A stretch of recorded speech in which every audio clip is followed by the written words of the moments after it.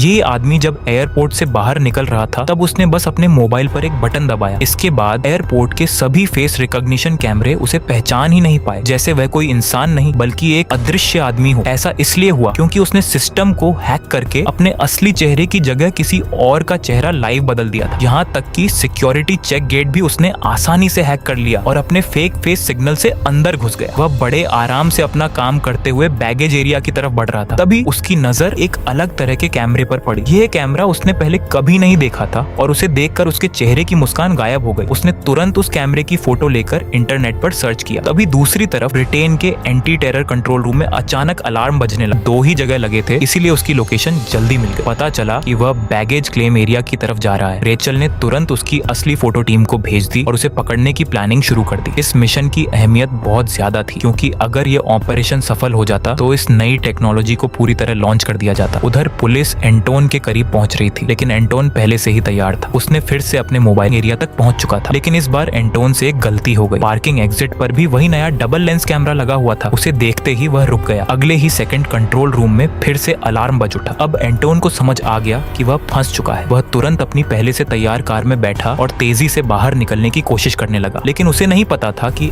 देश की सुरक्षा का रक्षक दिखा सके और प्रधानमंत्री बनने की राह आसान कर सके। अगले दिन प्रेस कॉन्फ्रेंस रखी गई। इस ऑपरेशन ने पूरे ब्रिटेन के मीडिया का ध्यान खींच लिया। हर बड़ा न्यूज चैनल वहां मौजूद था और कुछ मीडिया तो रेचल का 15 मिनट का इंटरव्यू भी लेना चाहते थे। यहाँ तक कि उसकी पर्सनल लाइफ के बारे में भी सवाल पूछने लगे। मेरे रिलेशनशिप स्टेटस का इससे क्या लेना देना है? ठीक है, हेडलाइन यही होगी, देश की पहली महिला हेड। प्रेस कॉन्फ्रेंस शुरू होने से पहले रेचल की मुलाकात कॉरिडोर में टर्नर से होती है। टर्नर बताता है कि मौजूदा प्रधानमंत्री ने साफ कर दिया है कि वह दोबारा चुनाव नहीं लड़ेंगे और सर्वे के मुताबिक सबसे ज्यादा जीतने के चांस उसी टर्नर के हैं। तभी एक असिस्टेंट आकर बताता है कि प्रेस लेंस टेक्नोलॉजी एक कैमरा वीडियो को एनक्रिप्टेड नेटवर्क पर भेजता है और दूसरा कैमरा उसी वीडियो को सीधे एक ऑफलाइन हार्ड ड्राइव में सेव करता है। क्योंकि ये हार्ड ड्राइव ऑफलाइन होती है, इसीलिए हैकर्स इसे छू भी नहीं सकते। सिस्टम दोनों वीडियो को आपस में मिलाकर देखता है और अगर कोई फर्क मिलता है तो समझ जाता है कि वीडियो के साथ छेड़छाड़ हुई है। रेचल बताती है कि हाल ही में इसी सिस्टम गूंज उठता है। उधर उसी समय एक काले कपड़ों में आदमी चुपचाप बिल्डिंग में घुसता है